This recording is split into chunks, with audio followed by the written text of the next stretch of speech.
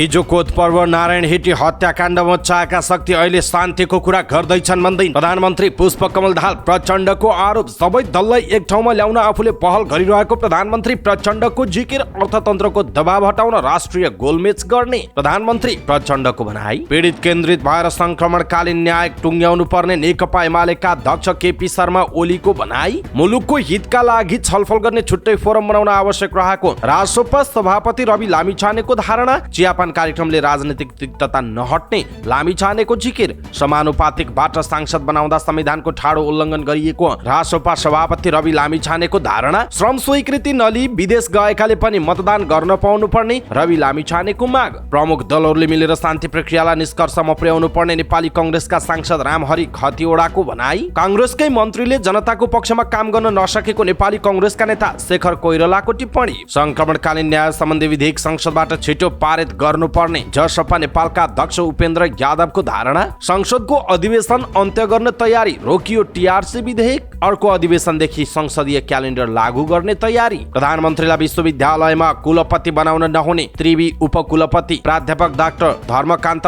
बास्कोटाको सुझाव। निर्वाचन आचार संहिता उल्लङ्घन गर्नेलाई कारबाही गर्नुपर्ने सामान्य प्रशासन मन्त्री अनिता देवीको प्रस्ताव। नेपालमा उत्पादित सुपारी विश्वबजारमा निर्यात गर्न सक्ने वातावरण बनाउन सरकारलाई संसदीय समितिको निर्देशन। समानुपातिक निर्वाचन प्रणालीको औचित्यमाथि विचार गर्नुपर्ने राष्ट्रिय जनमोर्चाका अध्यक्ष चित्रबहादुर केसीको भनाई। समानुपातिक निर्वाचन प्रणालीमा महिलाहरू मात्रै भर्ना हुने किसिमले बनाइएको जनता समाजवादी पार्टीका सांसद प्रकाश अधिकारीको टिप्पणी। मतदाता शिक्षाको विषय विद्यालयको पाठ्यक्रममै राख्न कंग्रेस सांसद दिलेन्द्र प्रसाद बडुको माग। पर्यटन ऐनहरू समय सापेक्ष बनाउन जरुरी रहेको पर्यटन मन्त्री सुदन किराँतीको भनाई। निषेधित क्षेत्रका कारण पर्यटकहरूलाई धेरै असहज भएको मन्त्रीको दावी। रातारात 10 करोड भारू कमाउन खोज्दा दाङका कंग्रेस नेताहरूको पोलापोल। मुख्य योजनाकार आफै सुरक्षा माग्दै प्रहरीकोमा पुगे। काठमाडौँ युनेस्को फिल्मको रचनात्मक शहरको सूचीमा सूचीकृत। चलचित्र क्षेत्रको विकास र विस्तारका लागि काठमाडौँ क्रिएट द काउन्सिल स्थापना हुने। आरती शाहको विषयमा संसदीय समितिले संवेदनशील भएर सरकारलाई दबाब दिने हिसाबले निर्णय गर्नुपर्ने समिति सदस्य हर्कमाया विश्वकर्माको माग। राष्ट्रिय सभाको निर्वाचन मागको दोस्रो हप्ता गर्ने निर्वाचन आयोगको तयारी। प्रस्तावित राजदूत भरतराज पौड्यालमाथि संसदीय सुनवाई समितिले गर्यो उजुरी आह्वान। नयाँ जडान गर्ने भन्दै काठमाडौँ महानगरले सडक बत्ती मर्मत गरेन। शहरका मुख्य चोकहरू नै अँध्यारो भयो। बाराका प्रधान अध्यापक हत्याका 5 आरोपी सार्वजनिक पूर्व प्रेमीका मुख्य योजनाकार रहेको प्रहरीको दावी। क श्रेणी घटुवा हुनबाट जोगियो राष्ट्रिय मानवाधिकार आयोग। माछापुच्छ्रेमा पदयात्रीसँग शुल्क उठाएकोमा पर्यटन व्यवसायीहरूको आपत्ति। पर्यटक आगमनमा रेकर्ड ब्रेक, 1 महिनामै भित्री 1,17,000 पर्यटक। माझी बस्ती प्रकरणमा श्वेता खड्कासँग अदालतले माग्यो लिखित जवाफ। कक्षा 9 की छात्रा खातुन बनिन् 1 घण्टाका लागि मध्य प्रदेशको शिक्षा मन्त्री। भारतीय सयपत्री मालाको नेपालमा आयात बन्द गरियो। यस वर्ष तिहारमा पनि चिनीको अभाव हुन सक्ने। 84 वर्षीय क्यानेडियन पर्यटकले गरे नेपालमा बन्जी जम्प। तनहुमा एकै दिन 182 डेङ्गी संक्रमित थपिए।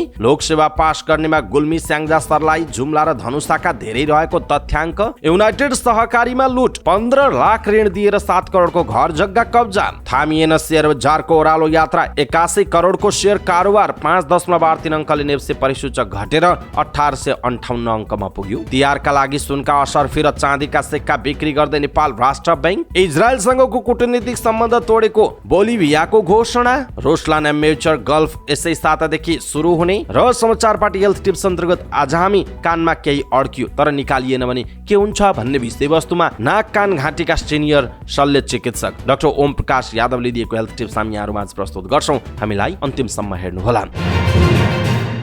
दर्शक महानुभाव नमस्कार। समाचार पार्टी .com को न्यूज बुलेटिनमा यहाँलाई हार्दिक स्वागत छ। प्रहलाद चन्द्र घिमिरे। आज मिति विक्रम सम्वत 2080 साल कार्तिक 16 गते बिहीबार इस्वी सन् 2023 नोभेम्बर 2 तारिक। आज कार्तिक कृष्ण पञ्चमी। सदाको चाहिँ आज पनि हामी उपस्थित भएका छौँ आजका मुख्य समाचार, ब्रेकिङ न्यूज अपडेट लगायत तपाईँलाई काम लाग्ने हेर्नै पर्ने महत्त्वपूर्ण समाचारहरू लिएर। हाम्रो मेहनतका लागि यो भिडियोमा एउटा लाइक अवश्य गर्नुहोला। दर्शक महानुभाव पलपलको न्यूज अपडेट हेर्नका लागि हाम्रो च्यानललाई तपाईँले अहिलेसम्म सब्स्क्राइब गर्नुभएको छैन भने कृपया सब्स्क्राइब गर्नुहोस् अनि नजिकै आउने बेल आइकनलाई क्लिक गर्नुहोला। दैनिक रूपमा हेर्नुहुन्छ भने रेगुलर भनेर लेख्नुहोला। आज पहिलोचोटि हेर्दै हुनुहुन्छ भने फर्स्ट टाइम भनेर लेखिदिनुहोला। देशभित्र हुनुहुन्छ भने आफू रहेको गाउँठाउँ सहर जिल्लाको नाम लेख्नुहोला। विदेशमा हुनुहुन्छ भने कुन देशबाट हेरिरहनु भएको छ त्यो कुरा तलको कमेन्ट बक्समा कमेन्ट गर्नुहोला। आउनुहोस् दर्शक महानुभाव, आजका मुख्य समाचार सुरु गरौँ। हिजो कोत पर्व नारायण हिटी हत्याकाण्डमा चाका शक्ति अहिले शान्तिको कुरा गर्दैछन् भन्दै प्रधानमन्त्री पुष्पकमल दाहाल प्रचण्डले आरोप लगाएको प्रसङ्गबाट प्रधानमन्त्री पुष्पकमल दाहाल प्रचण्डले संघीय लोकतान्त्रिक गणतन्त्र विरुद्ध षड्यन्त्र भइरहेको बताउनु भएको छ। नेकपा माओवादी केन्द्रका अध्यक्ष समेत रहनुभएका प्रचण्डले पार्टी केन्द्रीय कार्यालय पेरिस टाढामा आयोजित उपत्यकाका केन्द्रीय सदस्यहरूको बैठकलाई सम्बोधन गर्दै 12 बुँजे समझदारी शान्ति सम्झौता र संविधान निर्माणका पक्षधर शक्ति एक ठाउँमा उभिनुपर्ने बताउनु भयो। उहाँले भन्नुभयो, हिजो कोत पर्व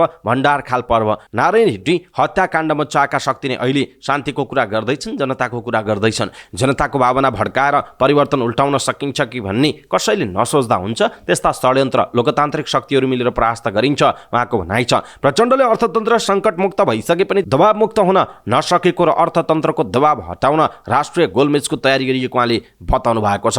अर्थतन्त्रको दबाव हटाउनु सरकारको मुख्य प्राथमिकता भएको उहाँको भनाइ रहेको छ। प्रधानमन्त्री प्रचण्डले भन्नुभयो, हामीले सरकारको नेतृत्व गर्ने बेला अर्थतन्त्र निकै अप्ठ्यारो अवस्थामा थियो, तर सरकारको मेहनतका कारण अर्थतन्त्र सङ्कटमुक्त भएको छ। विदेशी मुद्राको सञ्चिति, राजस्व सङ्कलन र परिचालन, पर्यटन, आगमन, विप्रेषण लगायतका क्षेत्रका सूचक हेर्दा हामी प्रगतितिरै छौँ उहाँको भनाइ छ। सामान्य वा टालटुली तरिकाले अर्थतन्त्रको दबाव हट्दैन भन्ने कुरामा आफू स्पष्ट रहेको उल्लेख गर्दै उहाँले सरकारका सबै मन्त्रीहरू, सचिवहरू, निजी क्षेत्रका प्रतिनिधिहरू र आर्थिक क्षेत्रका विज्ञहरूको बृहत बैठकको आयोजना गर्ने उहाँले बताउनु भयो। लोकतन्त्रमा सबै प्रस्तावहरूमाथि छलफल, अन्तर्क्रिया र संशोधन हुने बताउँदै प्रधानमन्त्री प्रचण्डले नीति तथा कार्यक्रम र बजेट हेरफेर नभई पारित हुने पद्धति बदल्नुपर्ने बताउनु भएको छ। दर्शक महानुभाव, प्रधानमन्त्री पुष्पकमल दाहाल प्रचण्डको यो भनाइप्रति तपाईँको धारणा के छ? आफ्नो धारणा तलको कमेन्ट बक्समा कमेन्ट गर्नुहोला।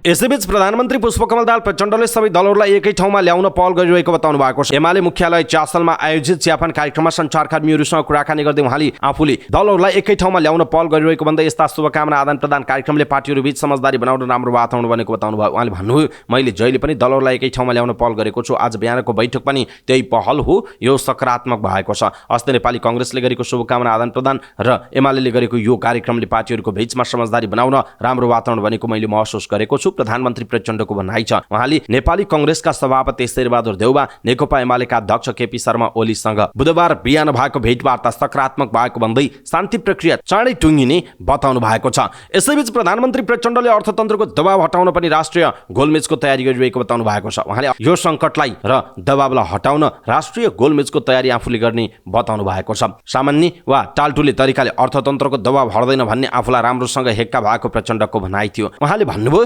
तसर्थ नेपाल सरकारका सबै मन्त्री, सचिव, निजी क्षेत्रका प्रतिनिधि र आर्थिक क्षेत्रका विज्ञहरूको बृहत बैठकको आयोजना गर्छौँ, मैले नै त्यसको अध्यक्षता गर्छु। उहाँले भन्नुभयो, उक्त अन्तर्क्रियाको निष्कर्षलाई कार्ययोजनामा ढाल्न विज्ञहरूको टिम बनाएर सोही बमोजिम नीति र कार्यक्रम बनाउँछौँ, प्रधानमन्त्री प्रचण्डको भनाइरहेको छ। प्रमुख प्रतिपक्ष दल नेकपा एमालेका अध्यक्ष एवं पूर्व प्रधानमन्त्री केपी शर्मा ओलीले शान्ति प्रक्रियालाई पीडित केन्द्रद्वारा टुङ्गो लगाउनु पर्ने बताउनु भएको छ। चाडपर्वको अवसर पारेर पार्टीद्वारा आयोजित शुभकामना आदान प्रदान तथा चियापान कार्यक्रममा सञ्चारकर्मीहरूमाझ उहाँले पीडितलाई न्याय दिएर शान्ति प्रक्रियाका बाँकी कामलाई टुङ्गो लगाउनु पर्ने बताउनु भएको हो। अध्यक्ष ओलीले शान्ति प्रक्रियाका बाँकी काम दलहरूले सहमतिका साथ टुङ्ग्याउनु पर्ने पनि बताउनु भयो। सर्वोच्च अदालत र विश्व मानवाधिकार परिषदको सुझावलाई शान्ति प्रक्रिया टुङ्गो लगाउँदा ध्यान दिनुपर्ने उहाँको भनाइ छ। अध्यक्ष ओलीले शान्ति प्रक्रियाको टुङ्गो लगाउने काममा ढिलाइ भएको स्वीकार गर्दै अब ढिलाइ गर्न नहुने बताउनु भएको छ। उहाँले भन्नुभयो, शान्ति प्रक्रियाको बाँकी काम टुङ्ग्याउनुपर्छ, एकदम राम्ररी टुङ्ग्याउनुपर्छ, सहमतिका साथ टुङ्ग्याउनुपर्छ र भिक्टिम सेन्ट्रिक भएर टुङ्ग्याउनुपर्छ। सर्वोच्च अदालतको आदेशलाई पनि मानेर टुङ्ग्याउनुपर्छ अनि अन्तर्राष्ट्रिय समुदाय, खास गरी विश्व मानवाधिकार काउन्सिलले हामीलाई केही कुराहरू भनेको छ, ती कुराहरूलाई पनि ध्यान दिनुपर्छ र खास गरी पीडितलाई न्याय दिएर पीडित केन्द्रित भएर यो समस्या समाधान गर्नुपर्छ। हामीले योभन्दा पहिले नै टुङ्ग्याइसक्नु पर्दथ्यो, त्यसमा मिस्टेक भएको छ उहाँको भनाइरहेको छ। त्यस अवसरमा अध्यक्ष ओलीले दशैं, तिहार, छठ सहितको पर्वको सबैमा शुभकामना पनि व्यक्त गर्नुभएको छ। राष्ट्रिय स्वतन्त्र पार्टीका सभापति रवि लामिछानेले पार्टीगत फोरमहरूमा मात्र नभएर मुलुकको हितका लागि छलफल गर्ने छुट्टै फोरम बनाउन आवश्यक रहेको बताउनु भएको छ। नेकपा एमालेले आयोजना गरेको चियापान कार्यक्रममा सहभागी हुँदै उहाँले यस्तो बताउनुभयो। उहाँले विभिन्न चाडपर्वको अवसरमा आयोजना हुने चियापान कार्यक्रमहरूले पार्टीहरू बीचको सद्भाव बढाउन मद्दत गर्ने बताउनुभयो। उहाँले सबै राजनैतिक दलहरूको राष्ट्रिय हितमा छलफल हुने फोरमहरू बन्नुपर्ने आवश्यकता ल्याउनुभयो। उहाँले भन्नुभयो चियापान जस्ता समारोहले सद्भाव बढाउन मद्दत गर्छ। अब चियापानहरू पार्टीगत फोरममा मात्र सीमित हुँदैन, सबै राजनीतिक दलहरूको राष्ट्रिय हितमा छलफल हुने फोरमहरू बन्नुपर्ने आवश्यकता छ। सबै पार्टीका साझा मुद्दाहरू एउटै हुन्। विकल्प र हामीले पनि देशको समृद्धि चाहेका हौँ। उहाँले रोजेको बाटो र हामीले रोजेको बाटो फरक भए पनि मुलुकको समृद्धिभन्दा फरक कुनै पनि पार्टीले सोचेको छैन उहाँको भनाइ छ। उहाँले सबै पार्टीका साझा मुद्दाहरू एकै भएकाले सबैले देशको समृद्धि चाहेको पनि बताउनु भएको छ। यस्तै राष्ट्रपा सभापति एवं पूर्व गृहमन्त्री समेत रहनु भएका रवि लामिछानेले चियापान कार्यक्रमले राजनीतिमा भएको तितोपनलाई हटाउँछ भन्नु झुट भएको बताउनु भएको छ। नेकपा एमालेको पार्टी कार्यालयमा आयोजित चियापान कार्यक्रममा बोल्दै उहाँले राजनीतिक तितोपनलाई हटाउन चियापान काफी नभएको भन्दै त्यसका लागि छुट्टै बैठक र एजेन्डा तय हुनुपर्ने बताउनुभयो। यस्तो चियापानले राजनीतिमा भएको तितोपनलाई हटाउँछ भन्ने कुरा झुट बोलेको हुन्छ। त्यसका लागि छुट्टै बैठक र एजेन्डा हुनुपर्छ। राजनीतिक तिक्तकताको मुद्दा छुट्याउनुपर्छ अनि बैठक बस्नुपर्छ। त्यसका लागि रासोपा समय नै तयार छ उहाँको भनाइरहेको छ। उहाँले सबै दलको लक्ष्य एउटै भए पनि बाटोहरू फरक भएको हुनाले केही समस्याहरू आउनु स्वाभाविक हुने पनि बताउनु भएको छ। राष्ट्रिय स्वतन्त्र पार्टीका सभापति रवि लामिछानेले समानुपातिक निर्वाचन प्रणालीबाट सांसद निर्वाचित गर्दा संविधानको ठाडो उल्लङ्घन भएको बताउनु भएको छ। प्रतिनिधि सभा अन्तर्गतको राज्य व्यवस्था तथा सुशासन समितिको बैठकमा बोल्दै सभापति लामिछानेले संविधानको मर्म विपरीत धनाढ्य व्यक्तिहरूलाई समानुपातिक निर्वाचन प्रणालीबाट सांसद बनाइएको बताउनु भएको हो। उहाँले महिलाको कोटामा शक्तिशाली राजनीतिक दलका नेताका परिवारका सदस्यहरूलाई नियुक्त गरिरहेको बताउनुभयो। उहाँले सबै समूहबाट वर्षौंदेखि राजनीतिमा स्थापित सकेको शक्तिशाली व्यक्तिहरू नै समानुपातिकबाट सांसद हुने गरेको भन्दै यसले संविधानको ठाडो उल्लङ्घन भएको उहाँले बताउनुभयो। उहाँले भन्नुभयो जनजातिको नाममा धनाढ्य व्यक्तिहरू जसको उपस्थिति ब्रान्डेड लुगा लगाएर पछिल्लो सिटमा बस्ने आउने जाने बाहेक हामीले देख्न पाएका छैनौँ। नीति निर्माणमा उहाँहरूले मनै योगदान दिनुभएको छ होला, त्यो देख्न पाएको छैन। त्यसैगरी शक्तिशाली राजनैतिक दलका परिवारका सदस्यहरू महिलाका कोठामा आएका छन्। दलित, मधेसी, थारू, मुस्लिम लगायतका समूहबाट पनि शक्तिशाली व्यक्तिहरू वर्षौंदेखि राजनीतिमा छन् र वर्षौंदेखि स्थापित भइरहेका नै आएका छन् र पटक पटक मन्त्री भएका नेता यही प्रणालीबाट सांसद भएका छन्। संविधानको ठाडो उल्लङ्घन भएको हामी सबैलाई थाहा छ उहाँको भनाइ छ। उहाँले निर्वाचनलाई स्वच्छ र निष्पक्ष बनाउनका लागि निर्वाचन आयोगलाई अधिकार सम्पन्न बनाउनु पर्नेमा जोड दिँदै त्यसका निम्ति आफूहरू सांसदको रूपमा भूमिका खेल्न तयार रहेको बताउनु भएको छ। दर्शक महानुभाव, समानुपातिकबाट सांसद बनाउँदा संविधानको ठाडो उल्लङ्घन गरिएको छ भन्दै राष्ट्रपा सभापति रवि लामिछानेले भनेको यो विषय तपाईँलाई कस्तो लाग्यो? आफ्नो कुरा तलको कमेन्ट बक्समा कमेन्ट गर्नुहोला।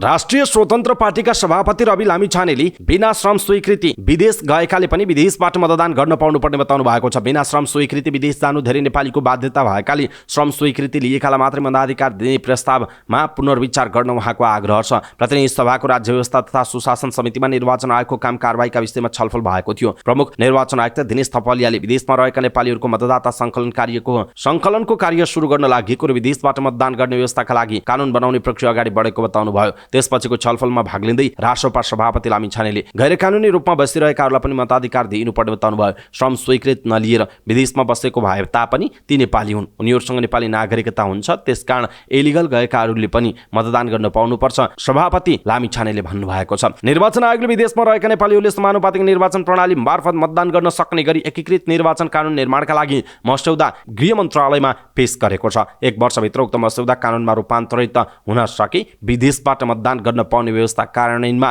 लैजान सकिने प्रमुख आयुक्त थपलियाको भनाइ छ। समितिको छलफलमा भाग लिने अधिकांश सांसदले विदेशमा रहेका नेपालीहरूलाई मताधिकार दिने विषय सकारात्मक भएको बताउनुभयो, तर त्यसको निष्पक्षताको सन्दर्भमा प्रश्न हुनुपर्ने र प्रश्न नउठ्ने गरी काम हुनुपर्नेमा सांसदहरूको जोड रहेको छ। नेपाली कांग्रेसका सांसद रामहरि खतिवड़ाले प्रमुख दलहरूले मिलेर शान्ति प्रक्रियालाई तार्किक निष्कर्षमा पुर्याउनु पर्ने बताउनु भएको छ। एमालेले चाडपर्वको अवसर पारेर आयोजना गरेको शुभकामना आदान प्रदान तथा चियापान कार्यक्रममा सञ्चारकर्मीहरूमाझ उहाँले पीडित पक्षलाई राहत दिँदै कांग्रेस, एमाले र माओवादी केन्द्रले मिलेर शान्ति प्रक्रियाको बाँकी कामलाई टुङ्गो लगाउनु पर्ने बताउनु भएको हो। सांसद खतिवड़ाले ठुलठुला समस्या समाधान गरेका राजनैतिक दलहरूले सो कामलाई पूर्णता दिन पनि ढिलाइ नगर्ने विश्वास व्यक्त गर्नुभयो। उहाँले तत्कालीन विद्रोही नेता पुष्पकमल दाहाल आफै प्रधानमन्त्री भएका भएकाले पनि यो समस्या समाधानमा ढिलाइ नहुने तर्क समेत गर्नुभएको छ। सांसद खतिवडाले द्वन्द्व पीडितलाई राहत दिने कुरामा पनि ढिलाइ गर्न नहुने बताउनुभयो। नेपाली कांग्रेसका नेता डाक्टर शेखर कोइरालाले कांग्रेसकी मन्त्रीहरूले जनताको पक्षमा काम गर्न नसकेको बताउनु भएको छ। नेपाली कांग्रेस कास्की क्षेत्र नम्बर 1 को सम्मेलनलाई सम्बोधन गर्दै कोइरालाले संसदीय व्यवस्थामा प्रधानमन्त्री नै सर्वस्तरमा हुने भएकाले सरकारमा सहभागी आफ्ना पार्टीका मन्त्रीले काम गर्न नसकेको बताउनु भयो। उहाँले कांग्रेसका नेताहरूले नै माओवादी सामु गएर तिम्रै पार्टीको यो मान्छेलाई मुख्यमन्त्री बनाऊ भनेकाले कोशी प्रदेशमा नयाँ राजनीतिक अवस्था सृजना भएको बताउनु भयो। कांग्रेसका नेताले मुख्यमन्त्री माओवादीलाई दिने कुरा कसरी मान्न सकिन्छ? कोइरालाले भन्नुभयो, कोशीमा नयाँ एक्सपेरिमेन्ट हो, हेरौँ कसरी अगाडि बढ्छ उहाँको भनाइ छ। आफ्नो सिद्धान्त त्यागेर व्यवहारवादी राजनीतिमा लागेकाले कांग्रेस कमजोर बनेको पनि उहाँले बताउनु भयो। कोइरालाले केन्द्रमा अहिलेकै गठबन्धन जारी रहने समेत बताउनु भएको छ। जनता समाजवादी पार्टी नेपालका अध्यक्ष उपेन्द्र यादवले संक्रमणकालीन न्याय सम्बन्धी विधेयक संसदबाट छिटो पारित गर्नुपर्नेमा जोड दिनुभएको छ। शान्ति प्रक्रियाको बाँकी कामलाई टुङ्गोमा पुर्याउन पनि सो विधेयक संसदबाट पारित गर्न ढिलाइ गर्न नहुने उहाँको भनाइ छ। एमाले चाडपर्वको अवसर पारेर आयोजना गरेको शुभकामना आदान प्रदान तथा चियापान कार्यक्रममा सञ्चारकर्मीहरूले राखेको जिज्ञासाको जवाफ दिने क्रममा अध्यक्ष यादवले तत्कालीन द्वन्द्वरत पक्षहरू बीच भएको सम्झौता कार्यान्वयन गरेर नै शान्ति प्रक्रियालाई टुङ्गो लगाउनु पर्ने बताउनु भयो। तत्कालीन द्वन्द्वरत पक्षहरू गम्भीर नभएकै कारण शान्ति प्रक्रियाको बाँकी काम अझै टुङ्गोमा पुग्न नसकेको उहाँले बताउनु भएको छ। अध्यक्ष यादवले शान्ति प्रक्रियालाई टुङ्गोमा पुर्याउनका लागि बेपत्ता छानबिन आयोगको कामलाई पनि छिटो अगाडि बढाउनु पर्ने आवश्यकता औल्याउनु भएको छ। संक्रमणकालीन न्याय सम्बन्धी विधेयक संसदको चालू अधिवेशनमा पास नहुने भएको छ। संक्रमणकालीन न्याय, टीआरसी र सम्पत्ति शुद्धिकरण सम्बन्धी विधेयक पास गर्ने भन्दै सरकारले बजेट अधिवेशनलाई दशैं तिहारसम्म लम्ब्याएको थियो। तर दुवै विधेयक पास नगरी बिहिबार संघीय संसदको चालू अधिवेशन अन्त्य गर्ने तयारी छ। बिहिबारको बैठकमा शीर्ष नेताले सम्बोधन गरेर अधिवेशन अन्त्य गर्ने बारेमा कार्यव्यवस्था परामर्श समितिको बैठकमा नै छलफल भएको जनाइएको छ। टीआरसी र सम्पत्ति शुद्धिकरण सम्बन्धी विधेयक पास गरेर मात्रै अधिवेशन अन्त्य गर्ने सरकारको चाहना हो। माओवादी केन्द्रका मुख्य सचेतक हितराज पाण्डेले भन्नुभयो, तर टीआरसी संसदीय समितिमै छ। सम्पत्ति शुद्धिकरण हाउसमा आए पनि राष्ट्रिय सभाबाट पास गर्न समय लाग्छ। दुवै विधेयक अर्को अधिवेशनमा सर्ने भएको जनाइएको छ। सम्पत्ति शुद्धिकरण, मनी लाउन्ड्रिङ निवारण तथा व्यावसायिक वातावरण प्रवर्धन सम्बन्धी केही ऐनलाई संशोधन गर्न बनेको विधेयक प्रतिनिधि सभाको कानुन, न्याय तथा मानव अधिकार समितिबाट पारित भएर प्रतिनिधि सभामा पेश भएको जनाइएको छ। बेपत्ता पारिएका व्यक्तिको छानबिन, सत्य निरूपण तथा मेलमिलाप आयोग ऐनलाई संशोधन गर्न बनेको विधेयक कानुन, न्याय तथा मानव अधिकार समितिमा विचाराधीन छ। संसदीय उपसमितिले अधिकांश विषयमा सहमति जुटाएर विधेयकको प्रतिवेदन तयार पारेको भए पनि शीर्ष सहमति जुट्न बाँकी रहेको जनाइएको छ। प्रधानमन्त्री पुष्पकमल दाहाल प्रचण्डले बुधबार बिहान मात्र विपक्षी दलका नेता केपी शर्मा ओली र प्रमुख सत्तारूढ घटक नेपाली कांग्रेसका सभापति शेरबहादुर देउवासँग दुई विधेयक अगाडि बढाउने विषयमा छलफल गर्नुभएको थियो। शीर्ष तहमा भएको छलफलले पनि तत्काल विधेयक अगाडि बढाउने संकेत नगरेको माओवादीका मुख्य सचेतक पाण्डेले बताउनुभयो। शीर्ष तहमा के भयो भन्ने मेरो जानकारीमा छैन, पाण्डेले भन्नुभयो। तर अधिवेशन अन्त्य हुने भएपछि अगाडि नबढाउने भन्ने कुरा मिलेकै भन्ने हो कि उहाँको भनाइरहेको छ। यसैबीच संघीय संसदमा अर्को अधिवेशनदेखि संसदीय क्यालेन्डर लागू गर्ने तयारी भएको छ। संसदको चालू अधिवेशन अन्त्य हुनु अघिल्लो दिन बुधबार सिंहदरबारमा बसेको प्रतिनिधि सभाको कार्यव्यवस्था परामर्श समितिको बैठकमा सभामुख देवराज घिमिरेले अर्को अधिवेशनदेखि संसदीय क्यालेन्डर लागू गर्नुपर्ने बताउनुभयो। संसदीय क्यालेन्डर लागू गर्नुपर्ने महसुस भएको छ। यसपटक सुरुवात गर्न सकिएन, अर्को अधिवेशनदेखि सुरुवात गरौँ। अभ्यास मा गएपछि त्यसका सफ्टेरा र अप्ठ्याराहरू थाहा हुन्छ र सुधार गर्दै जान सकिन्छ उहाँको भनाइ छ। सभामुख घिमिरेले कार्यव्यवस्था परामर्श समितिको बैठकमा भन्नुभएको छ, राजनैतिक दलहरूका बीचमा हुने बेमेलले संसदीय क्यालेन्डर लागूमा हुन सक्ने अवरोध र सृजनालाई चिर्न अपनाउन सकिने उपायका विषयमा सभामुख घिमिरेले अध्ययन गर्न संसद सचिवालयका कर्मचारीलाई आग्रह गर्नुभएको छ। नेपाली कांग्रेसका रमेश लेखकले पनि सभामुख घिमिरेको प्रस्तावको स्वागत गर्नुभयो। संसदीय क्यालेन्डरले हामी सबैलाई एउटा विधिमा बाँच्यो आवश्यक छ उहाँले भन्नुभएको छ। संसद सचिवालयका अधिकारीहरू कार्यव्यवस्था परामर्श समितिको निष्कर्षका आधारमा तयारी गर्ने बताएका छन्। प्रतिनिधि सभा नियमावलीमा संसदीय क्यालेन्डरको विषय छ। प्रतिनिधि सभा नियमावलीको नियम 255 मा त्यस सम्बन्धी व्यवस्था छ, जहाँ भनिएको छ सभाले सुव्यवस्थित ढङ्गले कार्य सम्पादन गर्ने सम्बन्धमा कार्यतालिका बनाई लागू गर्न सकिने जनाइएको छ। त्रिभुवन विश्वविद्यालयका उपकुलपति प्राध्यापक डाक्टर धर्मकान्त वास्कोटाले प्रधानमन्त्रीलाई विश्वविद्यालयको कुलपति बनाउन नहुने बताउनु भएको छ। बुधबार आफ्नो 4 वर्ष कार्यकालको प्रगति विवरण सार्वजनिक गर्न आयोजित कार्यक्रममा बोल्दै उहाँले विश्वविद्यालयका लागि समय दिन नसक्ने भएकाले प्रधानमन्त्रीलाई कुलपति बनाउने प्रावधान हटाउनु पर्ने बताउनु भएको हो। उहाँले शैक्षिक व्यक्तिलाई खुल्ला प्रतिस्पर्धाबाट विश्वविद्यालयको उपकुलपति नियुक्त गर्नुपर्ने प्रस्ताव समेत गर्नुभयो। उपकुलपति वास्कोटाले राजनीति पार्टीपेक्ष स्थापना भएको शिक्षक कर्मचारीको संघ संगठनलाई आफ्नो स्वार्थ स्वार्थअनुसार प्रयोग गर्ने प्रथाको सदाका लागि अन्त्य गर्नुपर्ने बताउनु भएको छ। बास्कोटाले उच्च शिक्षाका लागि बजेटमा उल्लेख्य वृद्धि गरी 20 देखि 25% पुर्याउनु पर्ने बताउनु भयो। हाल उच्च शिक्षाका लागि सरकारले 10% को हाराहारीमा बजेट विनियोजन गरेको छ। त्यसमा उल्लेख्य वृद्धि गरी विश्वविद्यालयलाई अनुसन्धानमुखी विश्वविद्यालयमा रूपान्तरण गर्न आवश्यक रहेको बताउनु भएको छ। उपकुलपति बास्कोटाले विश्वविद्यालयलाई कुनै पनि राजनैतिक संगठनको आवरणमा बन्द गर्ने काम सदाका लागि अन्त्य गर्नुपर्ने, जनसङ्ख्याको आधारमा विश्वविद्यालयको संख्या निर्धारण गर्न ढिलाइ गर्न नहुने, भएका विश्वविद्यालय आर्थिक सङ्कटमा गुज्रिरहेकाले थप विश्वविद्यालय खोल्दै जाने काम गर्न नहुने समेत बताउनु भएको छ। संघीय मामिला तथा सामान्य प्रशासन मन्त्री अनिता देवीले निर्वाचन आचार संहिता उल्लङ्घन गर्ने नेतालाई कुनै पनि हालतमा छोड दिन नहुने बताउनु भएको छ। प्रतिनिधि सभा अन्तर्गतको राज्य व्यवस्था तथा सुशासन समितिको बैठकमा बोल्दै मन्त्री देवीले निर्वाचन आचार संहिता उल्लङ्घन गर्ने नेताहरूलाई कारबाही गर्नुपर्ने बताउनु भयो। उहाँले आचार संहिता उल्लङ्घन गरेको प्रमाणसहित निर्वाचन आयोगमा उजुरी गर्दा पनि सम्बन्धित व्यक्तिलाई कारबाही गर्ने ढिला सोच्दै भएको बताउनु भयो। उल्लङ्घन गर्नेलाई कारबाही गरी निर्वाचन प्रणाली सुधार हुँदै जाने उहाँको भनाइ छ। कारबाही नगरेमा आचार संहिता उल्लङ्घन गर्नेको मनोबल बढ्ने उहाँले बताउनु भएको छ। उहाँले निर्वाचनको बेलामा कर्मचारीहरूलाई उनीहरूको इच्छा अनुसार निर्वाचन अधिकृत बनाएर पठाउन नहुने उहाँको भनाइरहेको छ।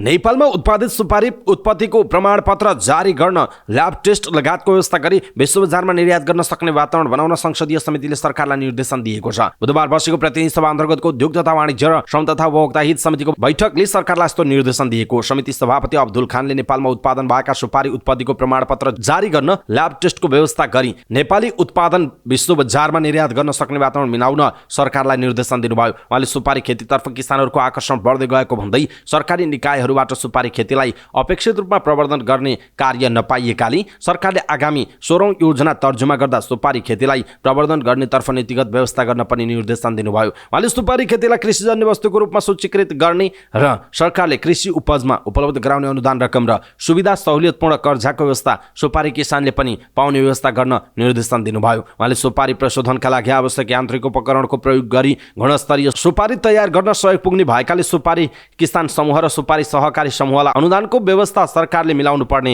बताउनु भएको छ। उहाँले सुपारी किसानहरूलाई सुपारीको उन्नत बिउ, मल, खाद, प्रविधि र जनशक्ति लगायत सुपारी उत्पादनलाई वृद्धि गरी कार्यक्रम सञ्चालन गराउन पनि निर्देशन दिनुभयो। उहाँले सुपारी उत्पादनको एकीकृत तथ्याङ्क सङ्कलन गर्ने कार्य किसान प्रतिनिधिहरूको संलग्नतामा सरकारको ध्यान आकर्षण गराउनु भएको छ। राष्ट्रिय जनमोर्चाका अध्यक्ष चित्रबहादुर केसीले समानुपातिक निर्वाचन प्रणालीबाट धनाढ्य र पहुँचवालाहरू सांसद निर्वाचित भएको भन्दा यसको औचित्यमाथि विचार गर्नुपर्ने बताउनु भएको छ। प्रतिनिधि सभा अन्तर्गतको राज्य व्यवस्था तथा सुशासन समितिमा बोल्दै अध्यक्ष केसीले निर्वाचन प्रणाली खर्चिलो भएको बताउनु भयो। उहाँले वर्तमान निर्वाचन प्रणालीबाट योग्य, क्षमतावान र राम्रो मान्छेले सपनामा पनि निर्वाचन जित्न नसक्ने बताउनु भएको छ। उहाँले समानुपातिक निर्वाचन प्रणाली दलित, जनजाति तथा विपन्न समुदायका लागि राखिएको भए पनि धनाढ्य र पहुँचवालाहरू सांसद बन्ने गरेको बताउनु भयो। उहाँले र सम्पत्ति भएका समानुपातिक निर्वाचन प्रणालीबाट दोहोरिएर सांसद हुने गरेको भन्दै यसको औचित्यमाथि प्रश्न पनि उठाउनु भएको छ। उहाँले निर्वाचन शिक्षा पनि अझ राम्रोसँग दिनुपर्ने बताउनु भयो। त्यस्तै विदेशमा रहेका नेपाली नागरिकहरूलाई मतदानको व्यवस्था गर्नुपर्ने उहाँको भनाइरहेको छ। जनता समाजवादी पार्टीका सांसद प्रकाश अधिकारीले समानुपातिक निर्वाचन प्रणाली महिलाहरू मात्रै निर्वाचित हुने गरी बनाइएको बताउनु भएको छ। प्रतिनिधि सभा अन्तर्गतको राज्य व्यवस्था तथा सुशासन समितिको बैठकमा बोल्दै उहाँले समानुपातिक निर्वाचन प्रणाली महिलाहरू मात्रै भर्ना हुने किसिमले बनाइएको उल्लेख गर्नुभयो। उहाँले वर्तमान प्रणालीले गर्दा जुनसुकै समूहबाट पनि महिला मात्रै जानुपर्ने अवस्था रहेको उल्लेख गर्नुभयो। उहाँले महिलाहरू प्रत्यक्षमा प्रतिस्पर्धा गर्न सक्दैनन् भन्ने मान्यता बनाइएको भन्दै यसरी कानुनी रूपमा नै विभेद भइरहेको बताउनु भएको छ। उहाँले महिला, दलित, पिछडिएको क्षेत्र लगायतलाई प्रत्यक्ष निर्वाचन प्रणालीभित्रै आरक्षण दिनु पर्ने बताउनु भयो। उहाँले स्वच्छ निर्वाचन गर्नका लागि निर्वाचन आयोगलाई कानुनी रूपमा अझै अधिकार सम्पन्न बनाउनु पर्ने बताउनु भएको छ।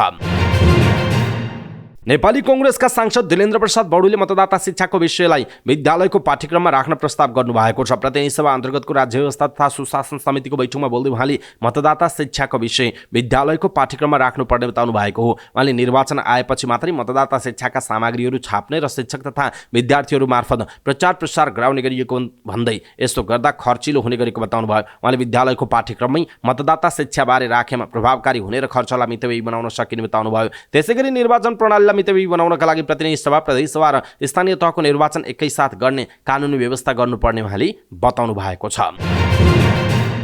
संस्कृति पर्यटन तथा नागरिक उड्डयन मन्त्री सुदन किराँतीले पर्यटन ऐनहरू समय सापेक्ष बनाउनु पर्ने आवश्यकता रहेको बताउनु भएको छ। नेपाल पर्वतारोहण सङ्घको 50औं वार्षिक उत्सव कार्यक्रमलाई सम्बोधन गर्दै उहाँले यस्तो बताउनु भयो। उहाँले पर्यटन ऐनहरू पुरानो भएकाले समय सापेक्ष बनाउँदै लैजानु पर्ने आवश्यकता रहेको उल्लेख गर्नु भएको छ। उहाँले विदेशी पाहुनालाई जहाजको भाडा नेपालीको भन्दा दोब्बर बनाउँदा विश्व समुदायमा नकारात्मक सन्देश गएको बताउनु भयो। उहाँले निषेधित क्षेत्रका कारणले पर्यटनमा धेरै ठूलो असहजता रहेको पनि बताउनु भयो। उहाँले नेपालको पर्यटनलाई नयाँ ढङ्गले ब्रान्डिङ गर्न सके पर्यटनबाट समृद्धि सम्भव रहेको जिकिर गर्नुभयो। मन्त्री किराँतीले हिमाल फोहोर भएको भन्दै सबै मिलेर सफा गर्नुपर्ने चुनौती रहेको बताउनु भएको छ। उहाँले नेपालमा पर्यटनबाट समृद्धि सम्भव रहेको उल्लेख गर्नुभएको छ।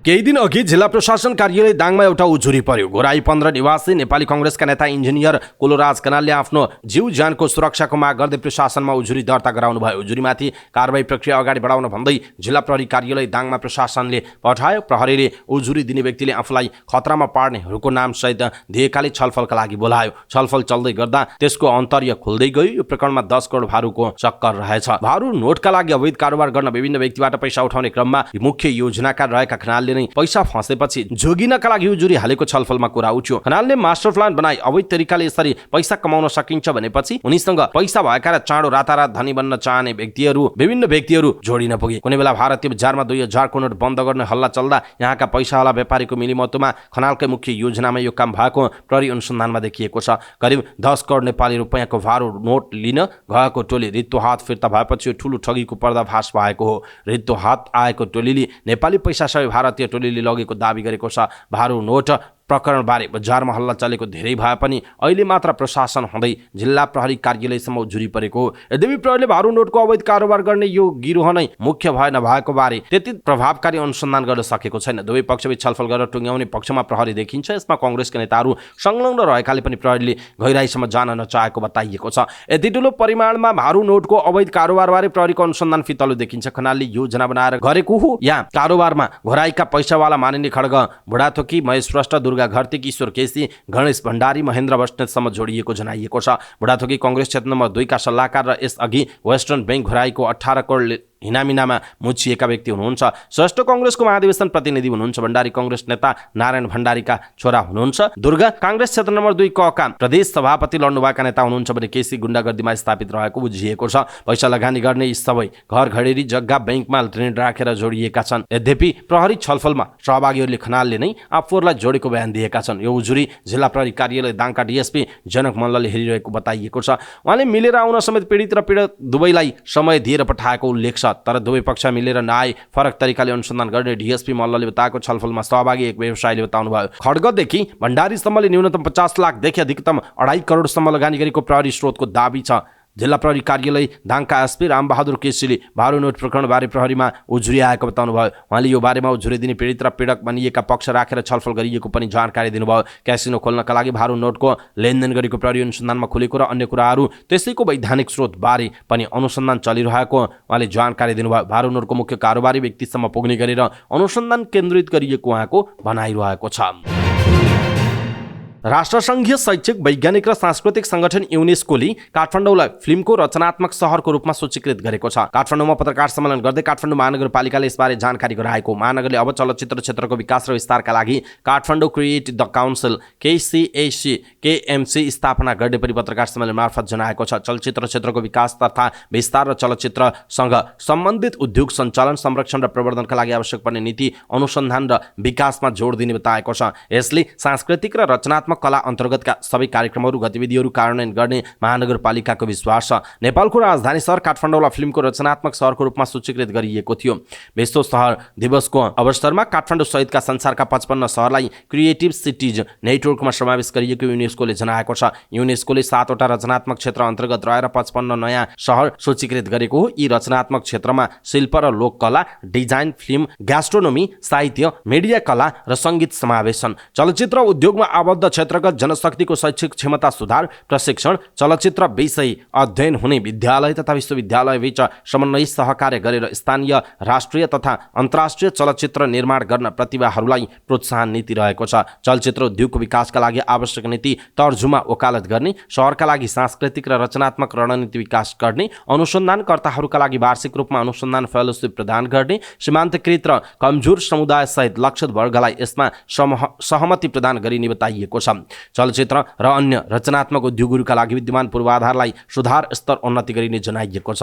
पारम्परिक वास्तुकला झल्काउने, सुन्दरता वृद्धि हुने संरचना निर्माण गरेर लागत प्रभावी चलचित्र निर्माणको वातावरण बनाइने लक्ष्य छ। महानगरले ल्यान्डस्केप डिजाइन, विश्व सम्पदाको सुधार, पूर्वाधार स्तर वृद्धि, वास्तुकला सम्वर्धनहरू, चलचित्र निर्माणको कथा कथन र सौन्दर्य शास्त्रमा योगदान पुर्याउने दृश्यात्मक मनमोहक स्थानहरू उपलब्ध गराइने जनाएको छ। चलचित्र स्टुडियो, पोस्ट उत्पादन सुविधाहरू, चलचित्र विद्यालयहरू, उद्योगका विधागत सिप र सिकाइहरूलाई सञ्जालमा आबद्ध गरेर प्रवर्धन गरिने, अभिलेख, पुस्तकालय र हालको विकास हुने स्थानीय सांस्कृतिक र रचनात्मक उद्यमीलाई र साना र मध्यम आकारका उद्यम सञ्चालन गर्न सहयोग गरिने, तथ्याङ्क निर्माण गरिने, व्यञ्जन कला र शिल्प, हस्तकला उद्योगको प्रवर्धन, मूर्त र अमूर्त सांस्कृतिक सम्पदाको संरक्षण गर्न महोत्सव र प्रदर्शनीहरूको आयोजना गरिने महानगरले जनाएको छ।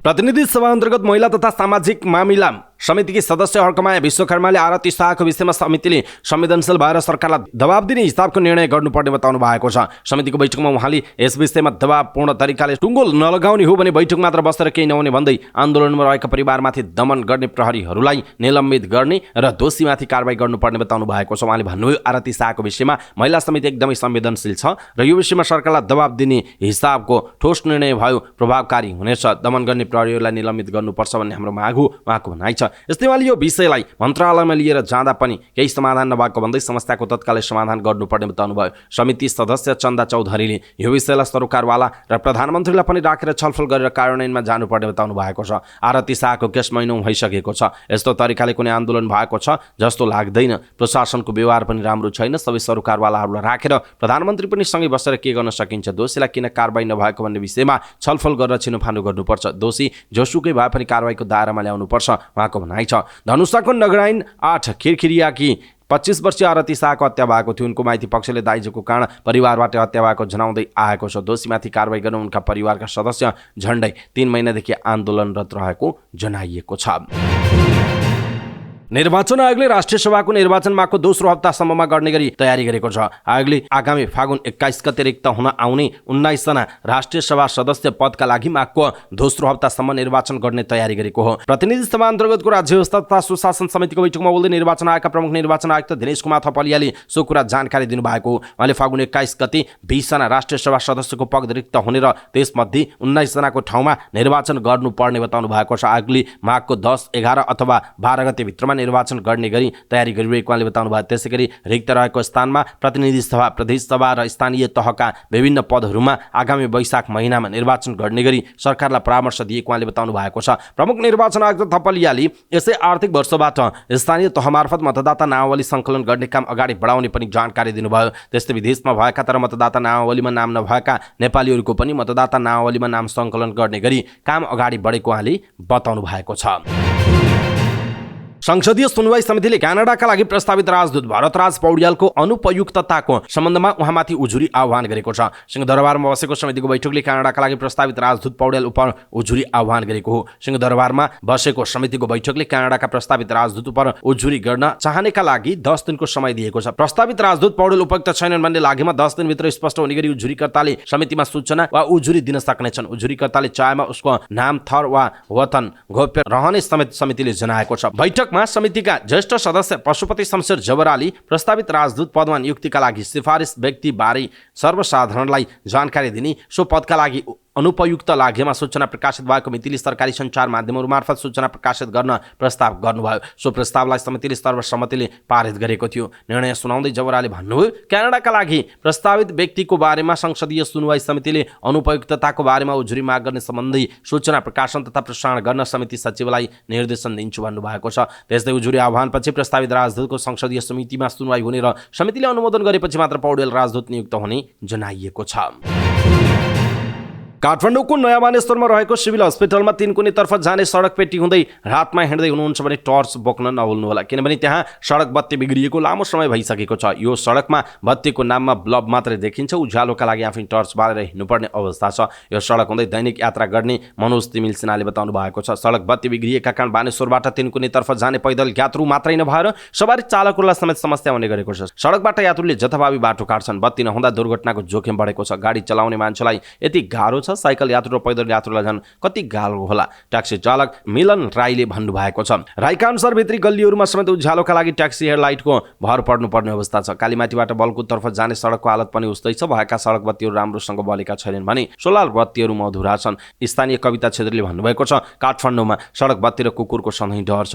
मेयर बालेन शाहले सुधार गर्नुपर्ने काम किन नगरेको छक्क परेको छु, यसलाई प्राथमिकता दिनुपर्ने हो नि उहाँको भनाइ छ। काठमाडौँका मुख्य सडक चोक र गल्लीसम्म सडक बत्ती बिग्रिएर अँध्यारो भएको विषयमा काठमाडौँ महानगरपालिकालाई जानकारी नभएको महानगरका सार्वजनिक निर्माण विभाग प्रमुख रामबहादुर थापाले बताउनु भएको छ। तर यसको मर्मतमा भने उसले चासो देखाएको छैन। बरु विद्युत प्राधिकरणसँग मिलेर स्मार्ट सडक बत्ती र हाई मास्ट लाइट हाल्ने योजना रहेको भन्दै बिग्रिएका सडक बत्ती मर्मत नगरिएको खुलेआम बताउने गरेको छ। अबको केही महिनामा काठमाडौँ महानगर नै झिलिमिली हुन्छ, त्यही अनुसार काम नै सुरु भइसकेको छ। अहिले नबलेका बत्तीहरू छिट्टै फेरिन्छन् उहाँले भन्नुभएको छ। भविष्यमा नयाँ जडान हुँदैछ भनेर बिग्रिएका बत्ती सामान्य मर्मत पनि नगरी जनतालाई अँध्यारोमा राख्न मिल्छ त भन्ने प्रश्नमा उहाँले 1 महिनामा फेर्नुपर्ने बत्ती मर्मत गर्नुको अर्थ नभएको बताउनु भएको छ। नयाँ स्मार्ट सडक बत्ती जडानपछि गुनासो आउँदैन उहाँको दाबी छ। तर थापाकै अनुसार यो परियोजना अन्तर्गत समयमै काम भए काठमाडौँका मुख्य सडक तथा चोकमा बत्ती जडान गरिसक्न कम्तीमा फागुनसम्म लाग्ने जनाइएको छ। सडक बत्ती मर्मत गर्नु नपर्ने भए पनि महानगरसँग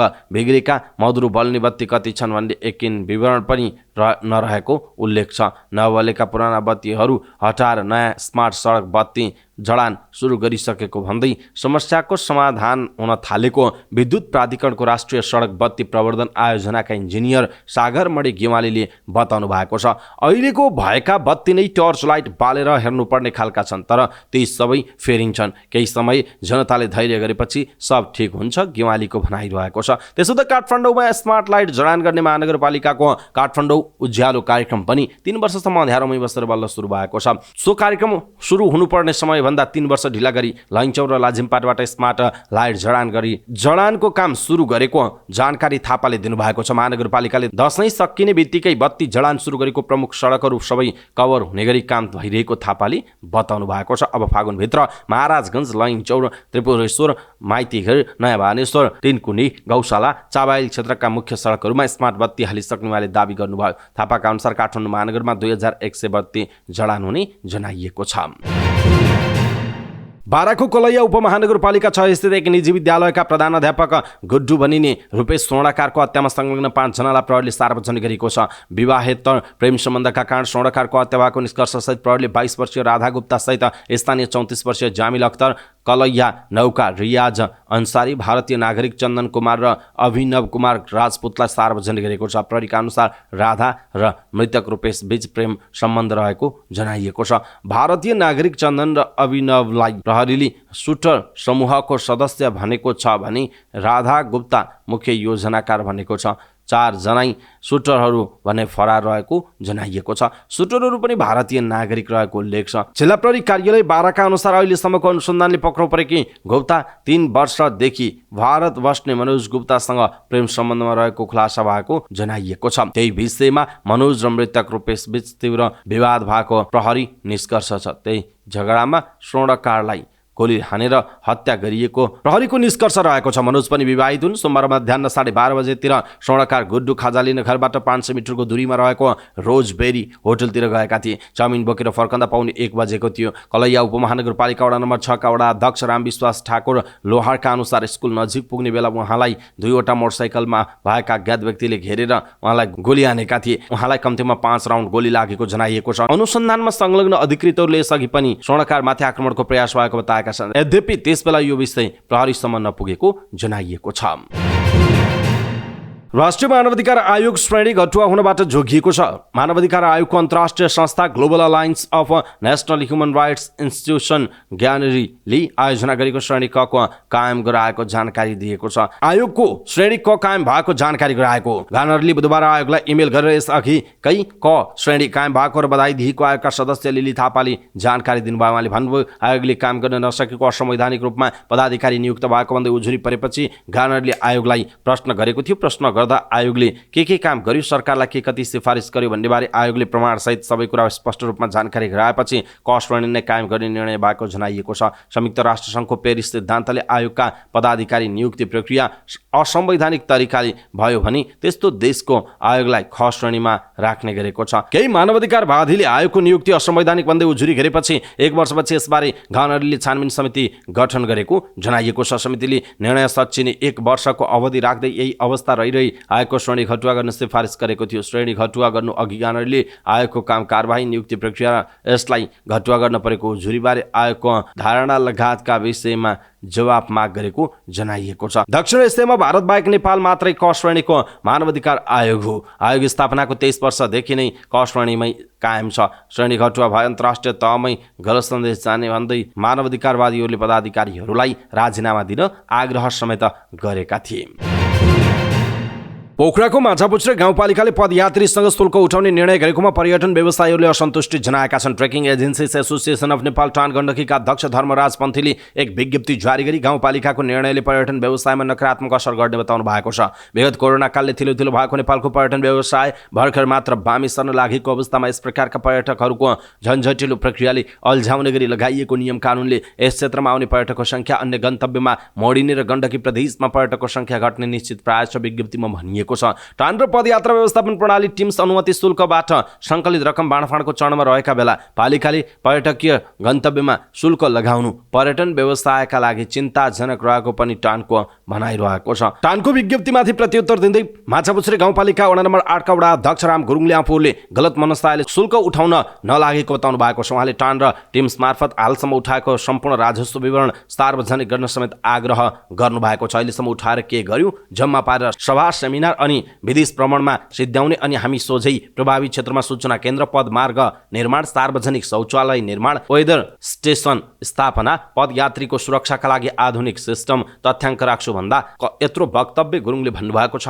भने अहिलेसम्म कुम्लाएको करको पारदर्शी गर उहाँको भनाइ छ। माछापुच्छ्रे गाउँपालिकाले गत शुक्रबार पालिकाभित्रका पदमार्गमा आउने पदयात्रीसँग शुल्क उठाउने सूचना निकालेको थियो। उक्त सूचना अनुसार पालिकामा पदयात्रा गर्ने विदेशी पर्यटकले 500 रुपैयाँ र नेपाली पर्यटकले 100 रुपैयाँ तिर्नुपर्नेछ। गाउँपालिकाभित्र रहेका पदमार्गमा शुल्क उठाउने निर्णय हालैको गाउँसभाले गरेको हो। उक्त गाउँसभाबाट पारित आर्थिक ऐन 2080 को अनुसूची 6 को 7 अनुसार गाउँपालिकाले पदयात्रीबाट शुल्क उठाउन लागेको हो। Machhapuchchhre model trek, great Machhapuchchhre trek, घलेघरका तारा हिल ट्रेक लगायत पर्यटकको रोजाइमा रहेका छन्। पहिलो चरणमा माछापुच्छ्रे मोडेल ट्रेक मर्दी हिमालको लो क्याम्पमा र ग्रेट माछापुच्छ्रे ट्रेकको खुमै डाँडा कोचाङ अन्तर्गत लोब्रुकमा शुल्क उठाउने तयारी रहेको जनाइएको छ।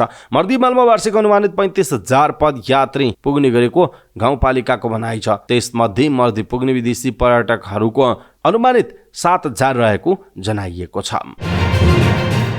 पर्यटक आगमनमा उत्साहजनक वृद्धि देखिएको छ। सन् 2023 को अक्टोबरमा मात्र 1,17,306 जना पर्यटक नेपाल भित्रिएको अध्यागमन विभागको तथ्याङ्क उद्धृत गर्दै नेपाल पर्यटन बोर्डले जनाएको छ। यो एक महिनामा नेपाल भित्रिएका पर्यटकको इतिहासमै कीर्तिमानी संख्या हो। नेपाल पर्यटन बोर्डका निर्देशक मणिराज लामिछानेका अनुसार अक्टोबर 2019 मा आएको 1,13,000 संख्या एक महिनामा आएका पर्यटकको सबैभन्दा ठूलो संख्या हो। यो रेकर्ड 1 वर्ष तोडिएको हो। अक्टोबर महिनामा गैरआवासीय नेपालीको जमघट नेपालमा हुन्छ। उनीहरू समेत नेपाल आउँदा पर्यटकका रूपमा गणना हुन्छ। यो सम्मेलनको प्रभाव समेत यस महिनामा परेको देखिन्छ। व्यवसायीहरूका अनुसार भारत, बङ्गलादेश, चीन, श्रीलङ्का लगायतका मुलुकबाट आउने 100 पर्यटक नै भए पनि अमेरिका र युरोपबाट आएकाहरूमा गैर आवासीय नेपालीको समेत संख्या उल्लेख रहने गरेको जनाइएको छ। नेपाल पर्यटन बोर्डका अनुसार अक्टोबर 2022 मा 52,121, 2021 मा 15,715 र सन् 2020 मा 1,831 जना पर्यटक नेपाल आएका थिए। यस महिनामा सबैभन्दा धेरै भारतबाट 18,480 जना पर्यटक नेपाल नेपाल आएका छन्। दोस्रो स्थानमा अमेरिकी छन्।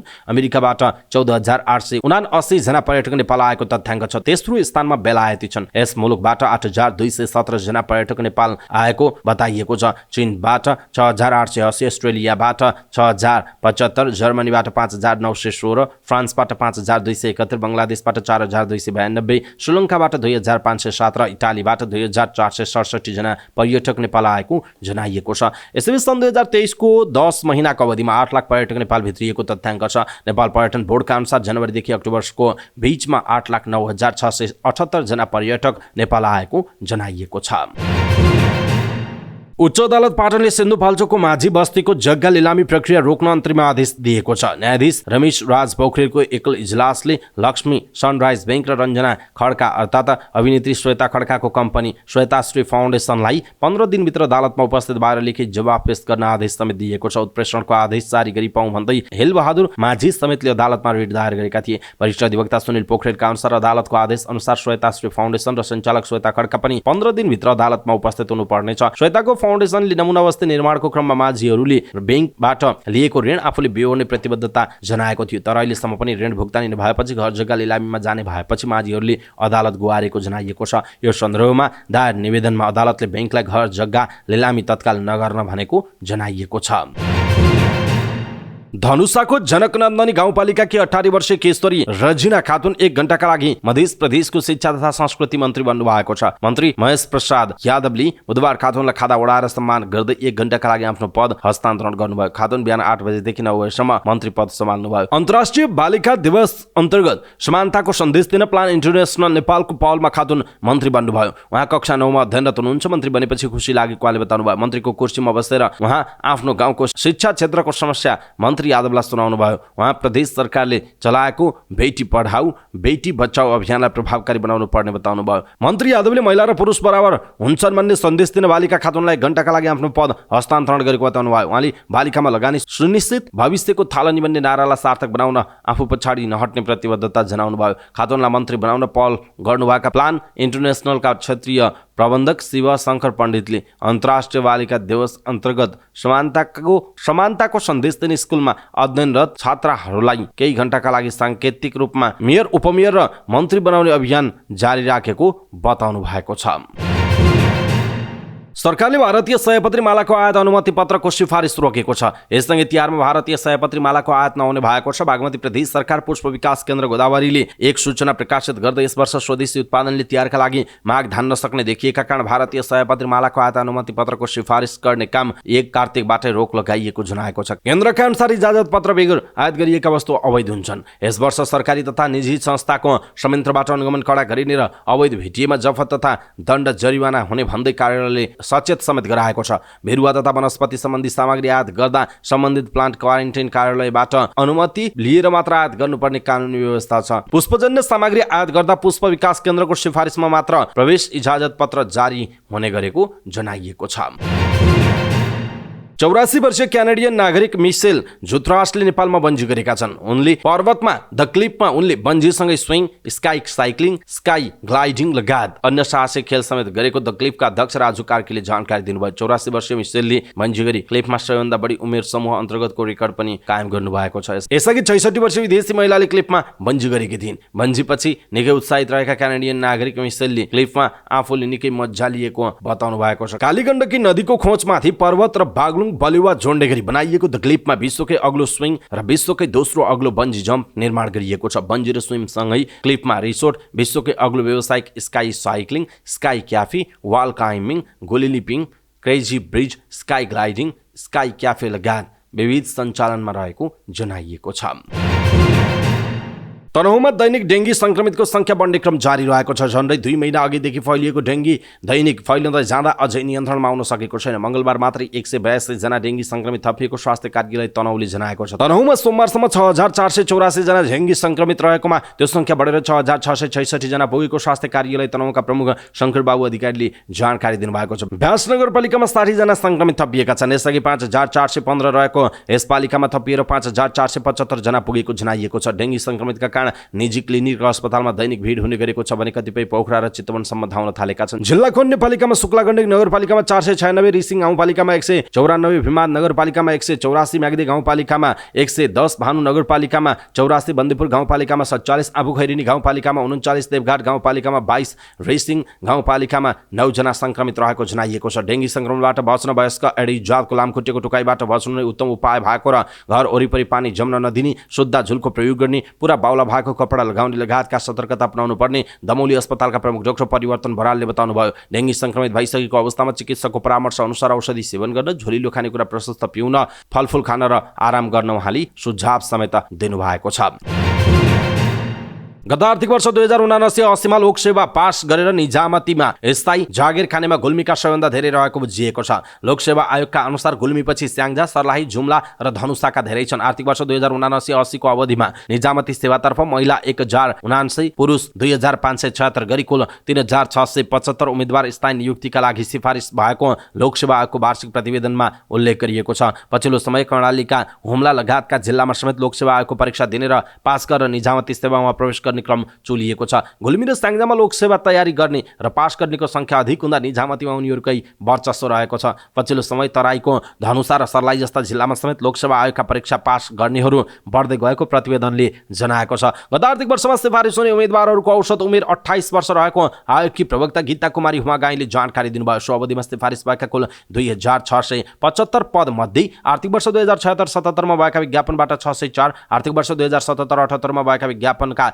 1623, आर्थिक वर्ष 2078-79 मा भएका विज्ञापनका 1112 र आर्थिक वर्ष 2079-80 मा भएका विज्ञापनबाट 252 गरी जम्मा 3675 पद सिफारिस भएको जनाइएको छ। एक वर्षमा मनाङ र मुस्ताङ जिल्लाका कुनै पनि उम्मेद्वार सिफारिस हुन सकेनन्। मध्य प्रदेशबाट सबैभन्दा बढी 604 र सुदूरपश्चिम प्रदेशबाट सबैभन्दा कम 391 उम्मेद्वार सिफारिस भएको जनाइएको छ। समावेशी समूहतर्फका विज्ञापनबाट महिलातर्फ 100, आदिवासी जनजातितर्फ 401, मधेसीतर्फ 310, दलिततर्फ 103, अपाङ्गतर्फ 58 र पिछडिएको क्षेत्रतर्फ 58 गरी कुल 1460 उम्मेद्वार स्थायी नियुक्तिका लागि सिफारिस भएको जनाइएको छ। पछिल्लो 16 वर्षमा सबै समावेशी समूहबाट गरी कुल 24112 उम्मेद्वारहरू स्थायी नियुक्तिका लागि सिफारिस भएको आयोगले जनाएको छ। विभिन्न सेवा सञ्चालन गर्ने निकायहरूबाट रिक्त पदपूर्तिका लागि आयोगले गत आर्थिक वर्षमा बढुवातर्फ 990, आन्तरिक प्रतियोगितातर्फ 201, खुल्ला प्रतियोगितातर्फ 1080 तथा महिला, आदिवासी, जनजाति, मधेसी, दलित, अपाङ्ग र पिछडिएको क्षेत्रका समावेशी समूहतर्फ जम्मा 1006 गरी कुल 3357 पदका लागि 1616 वटा विज्ञापन तथा बढुवा सूचना प्रकाशित गरी दरखास्त माग गरेको थियो।